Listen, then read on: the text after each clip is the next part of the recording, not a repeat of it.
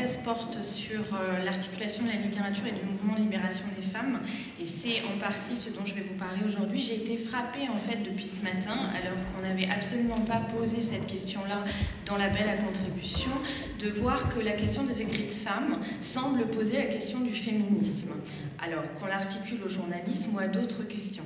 Je vais poursuivre en vous parlant des chroniques du sexisme ordinaire, le titre complet étant les chroniques du sexisme ordinaire ou les sexicides, et j'expliquerai le terme, des temps modernes.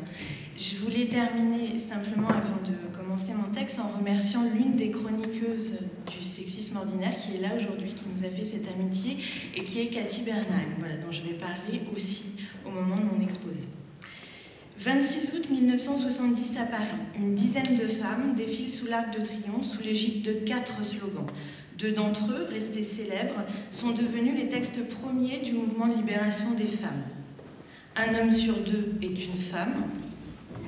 Il y a plus inconnu que le soldat inconnu, sa femme. À cette femme plus inconnue encore que l'inconnu mise en terre au centre de la place de l'Étoile, les militantes destinent une gerbe de fleurs qu'elles ne déposeront jamais, la police appréhendant une partie du groupe dès son arrivée. C'est ainsi que naît ce que les médias appellent bientôt par homologie au Women's Lib américain, le mouvement de libération de la femme, rapidement amendé à la demande des femmes en lutte elles-mêmes en mouvement de libération des femmes. Sur le tract d'appel à la manifestation distribué ce jour-là, on peut lire « Libération des femmes, année 0 ». La manifestation de l'Arc de Triomphe inaugure en effet une série de luttes collectives qui vont durablement marquer la société française. Campagne pour l'avortement libre et gratuit qui débouche sur la loi Veil de 1975 prorogée en 1979, diffusion des méthodes de contraception, dénonciation des violences faites aux femmes, notamment du viol, et lutte contre le sexisme, au sein de laquelle les chroniques du sexisme ordinaire des temps modernes, revue politique, littéraire et philosophique fondée en 1945 par Simone de Beauvoir et Jean-Paul Sartre, tiennent une place de choix. Dès le début du mouvement, Simone de Beauvoir, dont le deuxième sexe est rétrospectivement considéré comme le mouvement d'avant le mouvement, pour reprendre l'expression éclairante de la philosophe Michel Ledeuf, Simone de Beauvoir, donc, s'associe à la lutte des femmes, elle en devient et une militante et un symbole. Si elle promeut le et participe au manifeste des 343, qui paraît le 5 avril 1971 dans le Nouvel Observateur, si elle soutient les journées de dénonciation des crimes contre les femmes les 13 et 14 mai 1972 à la Mutualité, si elle se déclare à cette occasion publiquement féministe, si elle prend la présidence de Choisir la cause des femmes confondée avec Gisèle Halimi, Christiane Rochefort, l'écrivaine à qui l'on doit l'idée de l'association Jean Rostand et Delphine Seyrig, l'autrice du deuxième sexe introduit également dans les médias la parole de femmes militantes encore inconnues ou peu reconnues. Elle permet ainsi à certaines féministes du mouvement de venir à l'écriture journalistique, critique et littéraire et de continuer cette pratique sous la protection de l'intellectuelle et écrivaine de renom qu'elle est à l'époque. C'est par l'intermédiaire des revues que Beauvoir dirige que se fait cette entrée en écriture. Les temps modernes accueillent ainsi, à partir de décembre 1973, et sauf exception notable, à chaque livraison, les chroniques du sexisme ordinaire, rédigées par des militantes du mouvement de libération des femmes. Le succès au cours de la décennie est tel que des numéros spéciaux voient bientôt le jour. Le premier, Les femmes sans tête, numéro double de presque 400 pages, est publié au printemps 1974 et repris en volume chez Gallimard sous le même titre en 1975. Le second, Petite fille en éducation, paraît en mai 1976, l'écrivaine Leila Sebar en présentant les presque 300 pages. Les chroniques font elles-mêmes l'objet d'une réédition sélective de presque 400 pages en 1979 aux éditions du Seuil. À travers l'ensemble des chroniques et des numéros spéciaux des temps modernes, Simone de Beauvoir, intellectuelle, écrivaine et militante, soutient de jeunes intellectuels, écrivaines et militantes du mouvement de libération des femmes, leur permettant de diffuser leurs idées, mais également d'entrer en écriture.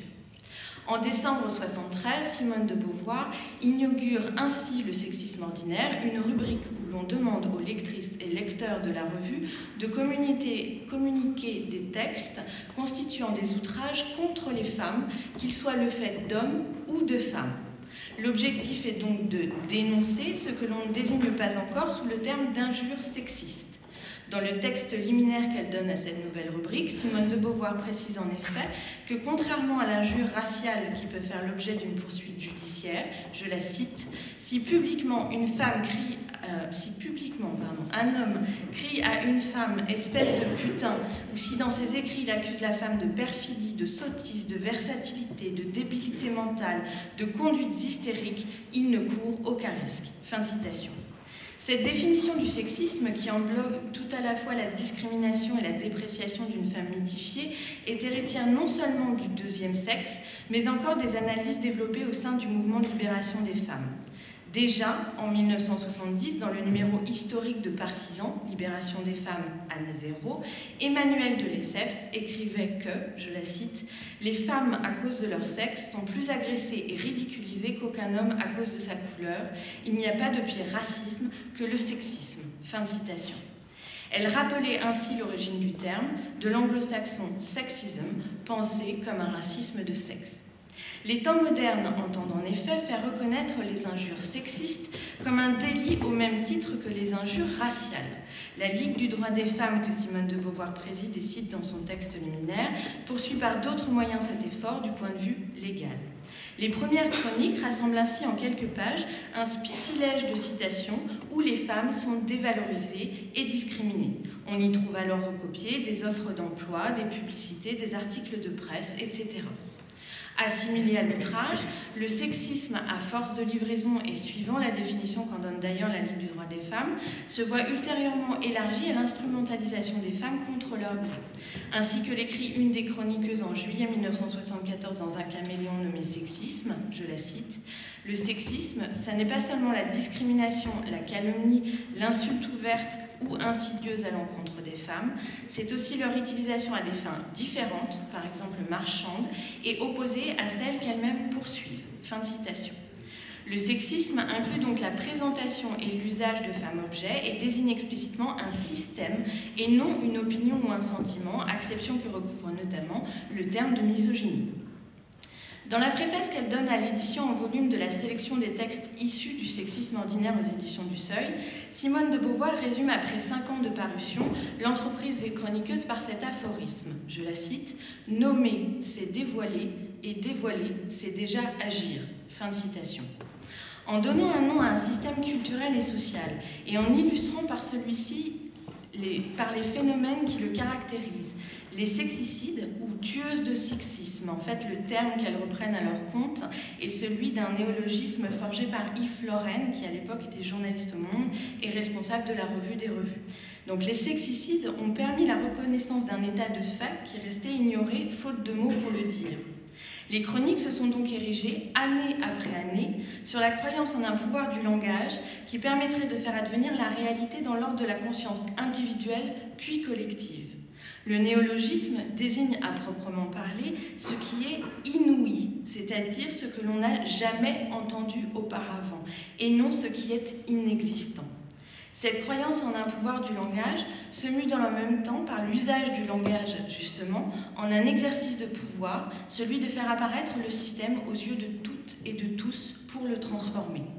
Grâce aux chroniques, le néologisme sexisme apparaît ainsi dans quelques rares dictionnaires en 1975 et entre pour la première fois et pour s'y maintenir définitivement dans le dictionnaire Le Petit Robert en 1978, constituant le préalable à sa reconnaissance du point de vue légal.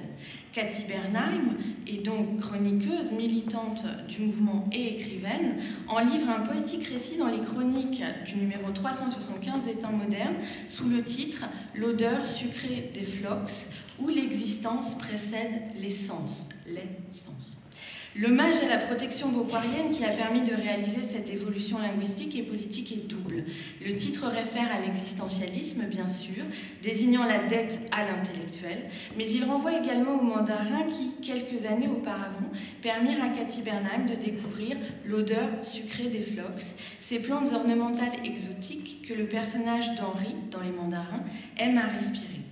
Cathy Bernheim signale ainsi ce que les chroniqueuses des temps modernes doivent également à la romancière Simone de Beauvoir, qui fait exister par ses mots une réalité.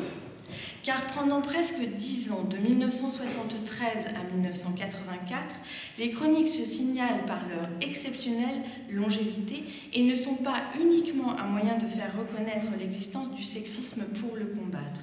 Leur forme évolue en effet très rapidement du recueil de citations à la chronique composée de plusieurs textes écrits. Les textes collectifs et collectant le discours des autres cèdent ainsi progressivement leur place à des textes singuliers, critiques ou littéraires, récits, poèmes en vers et en prose, pastiches, scènes de théâtre, en adéquation avec le genre de la chronique à l'interface du journalisme et de la littérature.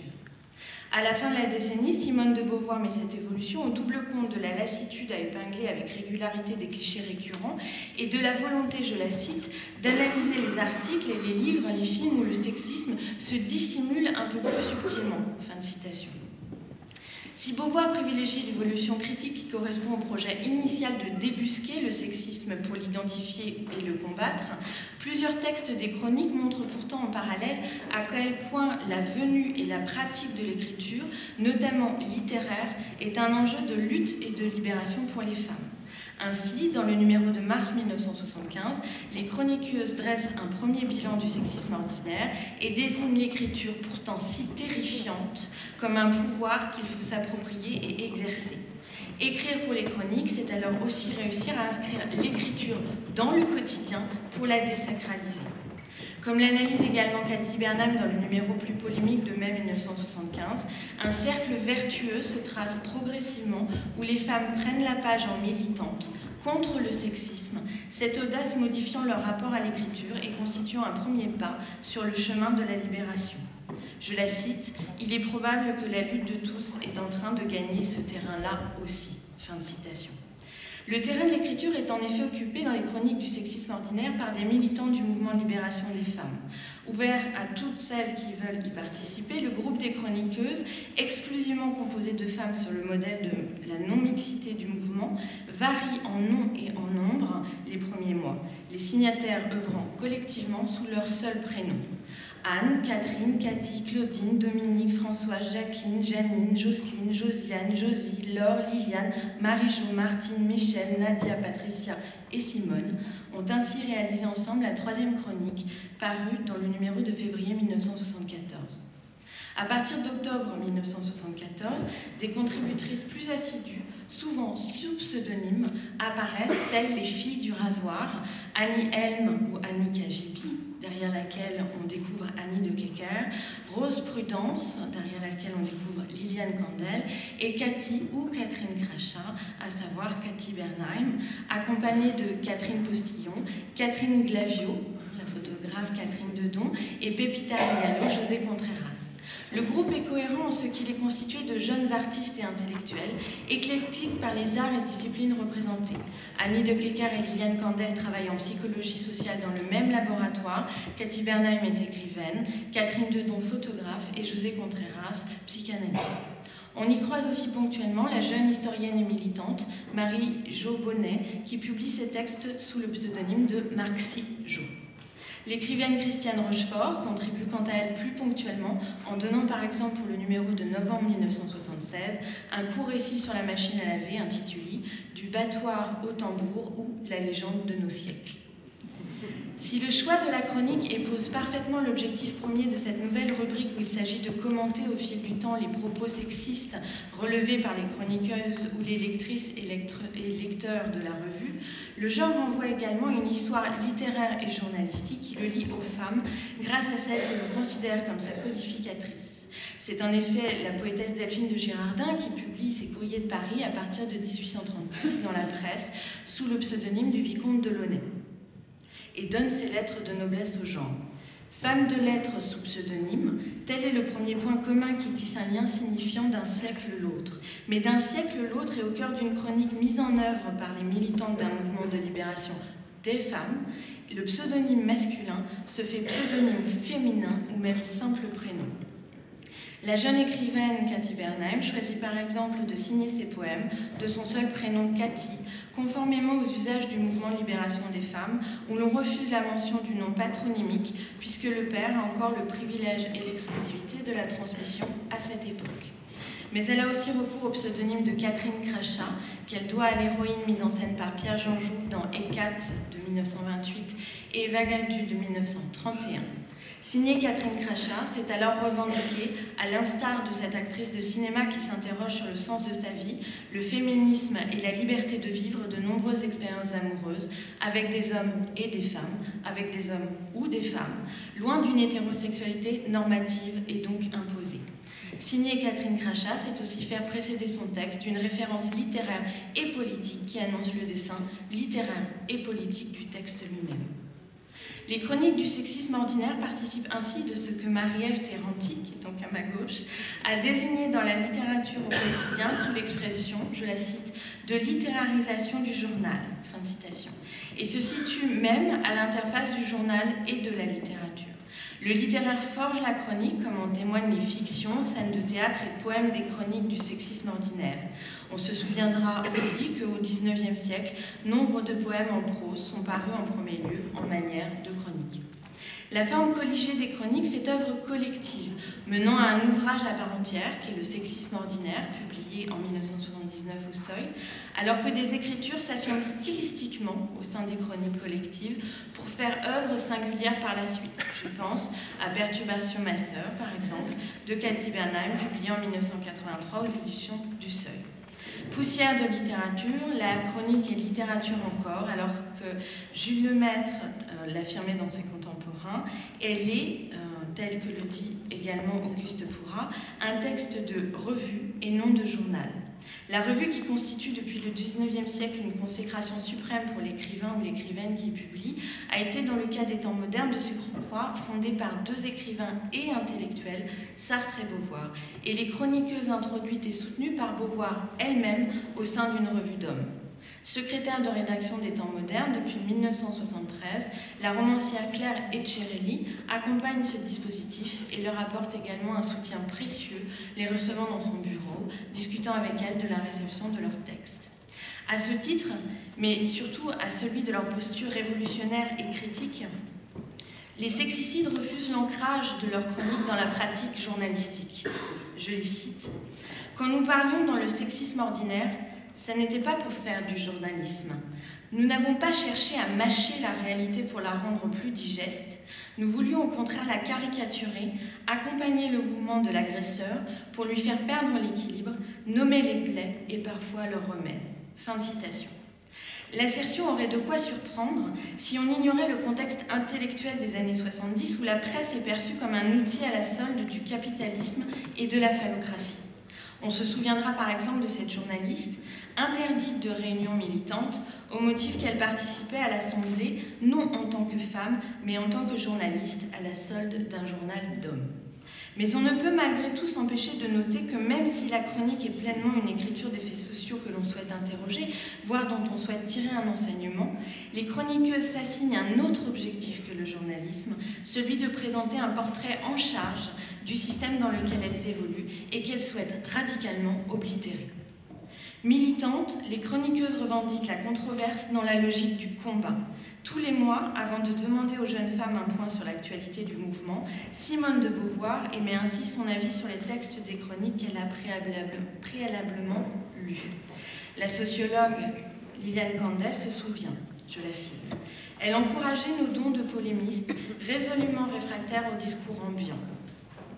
Dans la polémique, les chroniques s'inscrivent en effet d'abord par l'histoire du mouvement de libération des femmes que l'on découvre au fil des livraisons. Cette histoire oppose deux des tendances les plus significatives et influentes du mouvement, les féministes révolutionnaires, auxquelles appartiennent ou se rapprochent les chroniqueuses, ou dès qu'elles se rapprochent, les chroniqueuses du sexisme ordinaire, et le groupe Psychanalyse et politique mené par l'éditrice Antoinette Fouque. Ensuite et surtout, les chroniques relèvent de la polémique par l'analyse de discours ou images sexistes dans des chroniques à charge et souvent en charge. Et c'est par leur réception et de leur réception que les sexicides se soucient en premier lieu. Chacune de celles qui collaborent à la revue prend conscience du pouvoir du langage, des effets que celui-ci peut produire. Les chroniqueuses œuvrant mensuellement y sont attentives parce qu'elles souhaitent à tout coup susciter par leur texte une prise de conscience. Je cite encore Liliane Kandel, « Nous nous enorgueillissions de provoquer chez les lecteurs ce sourire particulier qui accompagne une interprétation réussie. » Fin de citation. Cherchant à rendre visible et compréhensible le phénomène du sexisme, les chroniques sont tout entières orientées vers celui ou celle qui les lit. La force de nos mots, affirmait déjà Katy Bernheim en 1974, je la cite, n'est pas dans ce qu'ils disent, dans ce qui est décrit par eux, mais dans ce qu'ils éveillent en nous et chez nos maîtres d'un jour, d'un soir, d'un instant. Fin de citation. En ce nous se superposent les chroniqueuses des temps modernes, les actrices du mouvement de libération des femmes, lesquelles écrivent pour changer la vie, mais aussi leurs lectrices, les femmes, toutes les femmes. Je les cite à nouveau lorsqu'elles écrivent elles-mêmes leur histoire. Les femmes qui parlent dans le sexisme ordinaire ont eu le choix des armes et désignent elles-mêmes les champs de leur bataille et de leur plaisir. Fin de citation. Leur arme de poing pour dénoncer le système sexiste est, comme pour toutes les actions du mouvement de libération des femmes, le rire. Il est dans les chroniques le plus souvent sardonique, tel ce pastiche d'une publicité de Noël, les catalogues des usines A. Marmot, critiquant le sexisme des jouets pour enfants, publié dans la livraison de décembre 1975. Je pourrais ainsi vous parler plus tard de ce coffret, Le bonheur dans l'esclavage, ou La petite eau, référence au roman de Pauline Réage, qui comprend, pour vous mettre en bouche et notamment, une garde-robe sexy sans sous-vêtements, un jeu complet de chaînes en acier inoxydable d'une solidité à toute épreuve, même les garçons manqués ne pourront s'en débarrasser. Ce rire cesse progressivement de résonner entre 1983 et 1984, dans le contexte du dépôt d'un projet de loi antisexiste le 14 mars 1983 par le ministère des Droits des Femmes, alors dirigé par Yvette Roudy, après une première tentative inaboutie de la Ligue du droit des femmes au milieu des années 70. Ce rire cesse progressivement car la forme collective des chroniques se lit aussi dans leur achèvement, auquel on pourrait donner au moins 3 dates. En juin 1983, le numéro 443 voit paraître la dernière chronique collective. Cette chronique se termine symboliquement par la dénonciation de l'appropriation de l'histoire du MLF par le groupe Psychanalyse et Politique, MLF déposé, notamment au travers de l'exposition des archives du MLF en 1983. Cette dernière chronique collective est d'ailleurs immédiatement suivie en juillet 1983 par un dossier des temps modernes consacré au sexisme, loi antisexiste, contribution au débat, comprenant un article de synthèse de Marie-Jo Davernas et Liliane Kandel, le sexisme comme réalité et comme représentation.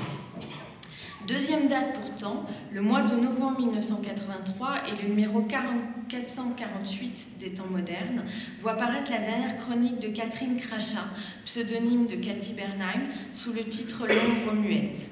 S'achève ainsi la contribution de la plume la plus littéraire aux chroniques. Troisième et dernière date, en février 1984, le numéro 451 des temps modernes livre la dernière chronique de Rose Prudence, pseudonyme de Liliane Kandel, dont les premiers mots sont « du temps où elle militait féministe ».